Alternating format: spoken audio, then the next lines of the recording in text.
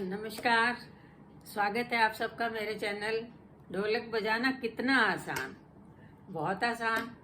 रोज ही हम ये बात कहते हैं आपसे कि ढोलक बजाना बहुत आसान है, इसमें कुछ भी मुश्किल नहीं है।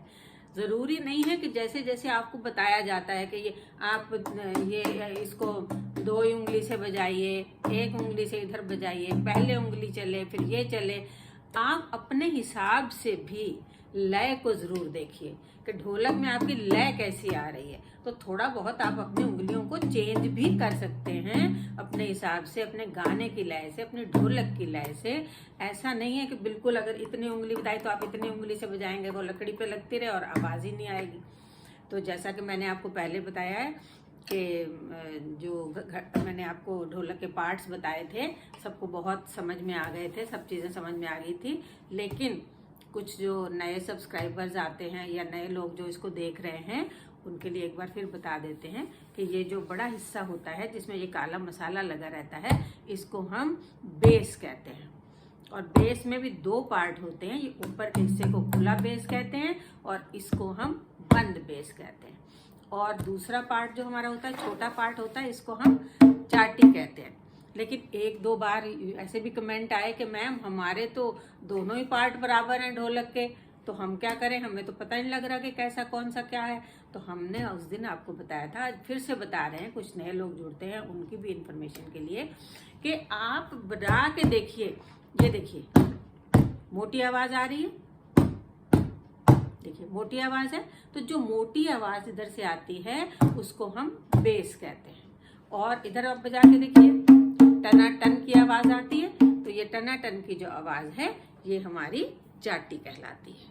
तो वीडियो शुरू करने से पहले मेरी आप सबसे रिक्वेस्ट है कि अगर अभी तक आपने मेरे इस चैनल को सब्सक्राइब नहीं किया है, लाइक नहीं किया है, तो प्लीज़ इसको सब्सक्राइब पहले कर दीजिए और उसके साथ जो बेल आइकन होता है उसको भी प्रेस कर देने से क्या होगा कि आपको हमारे अगले वीडियो का नोटिफिकेशन सबसे पहले मिल जाएगा और आपका कोई भी ये ढोलक सीखने का जो तरीका नया नया बताया जाएगा मिस नहीं होगा। तो बहुत अच्छी बात है। तो मुझे लगता है कि आप सब ने जो भी नए अभी आए हैं या जिन्होंने अभी तक नहीं सब्सक्राइब किया है, सब्सक्राइब कर दिया होगा। बड़ी खुशी मिलती है सुन के, ये देख के हमें भी मोटिवेशन मिलता है कि जब आप लाइक का बटन दबा देते हैं कि आपको पसंद आया है, और एक प्यारा सा कमेंट जरूर करिए कि आपको अच्छा लग रहा है या आपको कुछ और सीखना है या कोई लय ताल समझ में नहीं आई है, तो उसका समाधान किया जाएगा अपनी क्षमता के अनुसार, जितनी मुझ में क्षमता होगी। कोई भी आदमी इस दुनिया में बिल्कुल एक्सपर्ट नहीं है, हर किसी में कोई ना कोई कमी है, मुझ में भी बहुत कमियां होंगी। लेकिन फिर भी कुछ लोगों ने कहा है कि मैम आप पूरा वीडियो बनाइए, शॉर्ट्स में मत सिखाइए, तो इसलिए आज मुझे ये लॉन्ग वीडियो बनाना पड़ रहा है आप सबको समझाने के लिए। तो दूसरी चीज़, आइए अब थोड़ा सा इसकी बात कर लेते हैं ढोलक की। तो ये जो मैंने बताया टनाटन की आवाज़ इधर से आती है, इसको हम चाटी कहते हैं। तो जब चाटी, और फिर एक ज़रूरी चीज़ ये है कि सब लोग सोचते हैं कि अरे ये बेस तो आ गया, बस यूं तो करना है, इसको थपकी तो देनी है इस पे। नहीं, बेस सबसे इम्पोर्टेंट पार्ट है, ये मत भूलिएगा। ढोलक सीखने में अगर आपने इस पे सीख लिया सही लय देना, तो समझ लीजिए आपने आधे से ज़्यादा ढोलक तो यहीं सीख ली।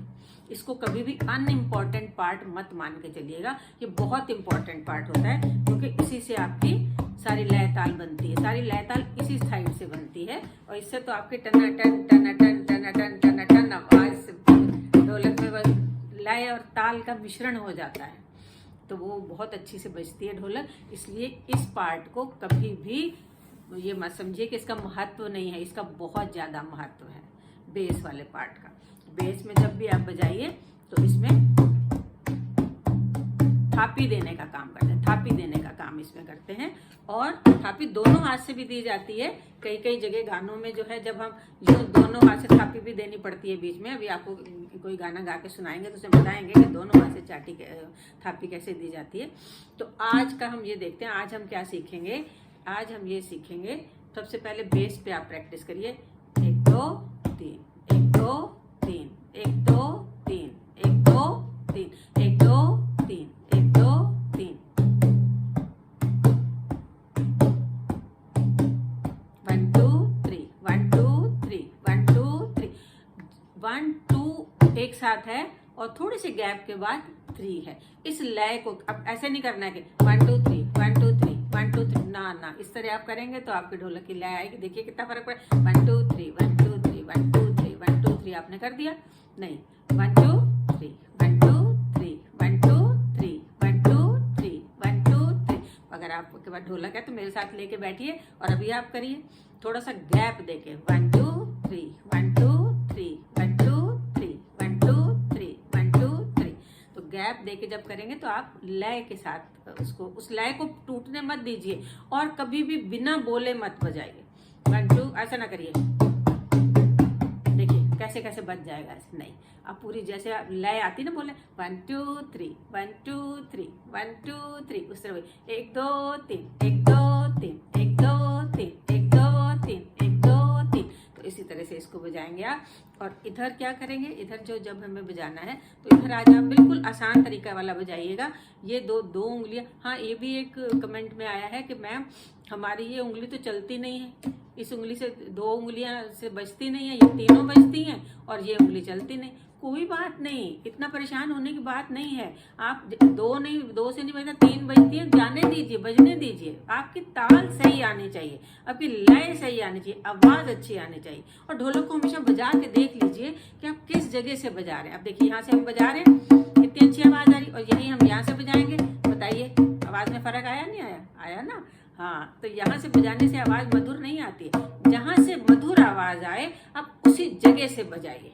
कोई हार्ड एंड फास्ट रूल मत रखिए कि हमें यहाँ बजानी है, हमें यहाँ बजानी है, हमें यहाँ बजा।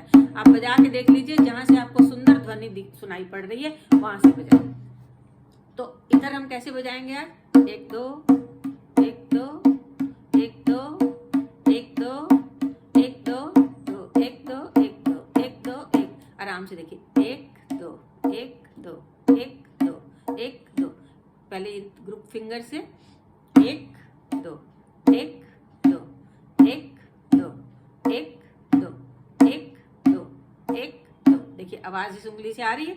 इसी उंगली को अगर आप ये सोच के मत बजाइए कि हमें सिर्फ आगे वाले हिस्से से बजानी, आगे वाले हिस्से से बजाएंगे तो इस लकड़ी पे लगेगी और आवाज नहीं आएगी। थोड़ी सी आगे भी चली जाती है उंगली तो कोई दिक्कत नहीं है, आराम से बजाइए, बिल्कुल मस्ती से बजाइए ढोलक को। ये सोच सोच के मत बजाइए कि हम करेंगे तो गलत हो जाएगा। ये देखिए, अब देखिए इसको इकट्ठा कैसे बजाएंगे। ये देखिए, जब हम इसको 1 2 3 1 2 3 1 2 3 1 2 3 1 2 3 1 2 3, और ये क्या है 1 2 1 2 1 2 1 2 1 1 2 1 2 1 2 1। इसको आप 1 2 3 4 भी कर सकते हैं। 1 2 3 4 1 2 3 4 2 3 4। तो अब क्या है,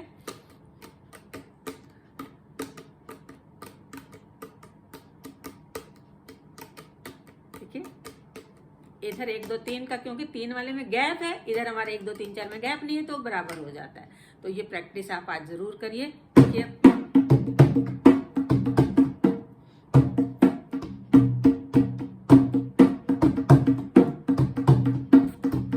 जब भी ढोलक बजाइए उसके साथ गाना जरूर गुनगुनाइए, चाहे कोई भजन हो चाहे कोई आरती हो।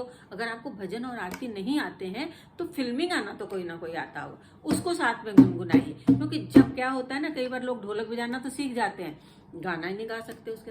अगर वो गाना गाते हैं तो ढोलक नहीं बजा सकते, अगर ढोलक बजाते हैं तो गाना नहीं गा सकते। तो अब ढोलक सीखते समय ही साथ में गुनगुनाना जरूर शुरू करिए। कोई 2 लाइन आपको जो भी आती हो उनको गुनगुनाइए, उसकी लय ताल को मिला के ढोलक को बजाने की कोशिश करिए। देखिए आपकी ढोलक कितनी अच्छी बजती है। तो जब भी बजाए, जैसे अभी हम ये बजा रहे हैं,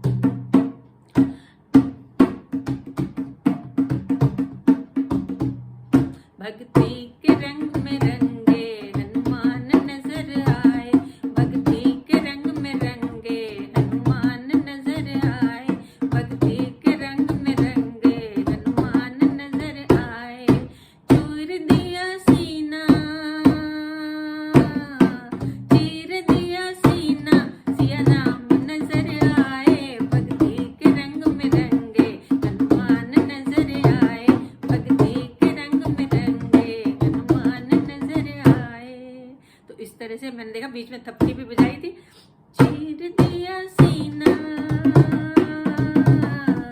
चीर दिया सीना,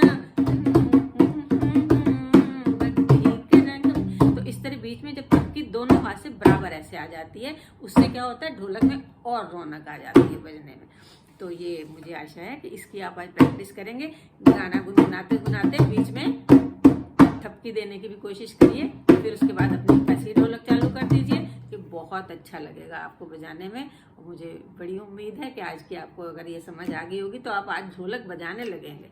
कमेंट में ज़रूर बताइएगा कि आपने आज ढोलक बजानी कितनी सीखी। फिर मिलते हैं अगले वीडियो में, तब तक के लिए नमस्कार।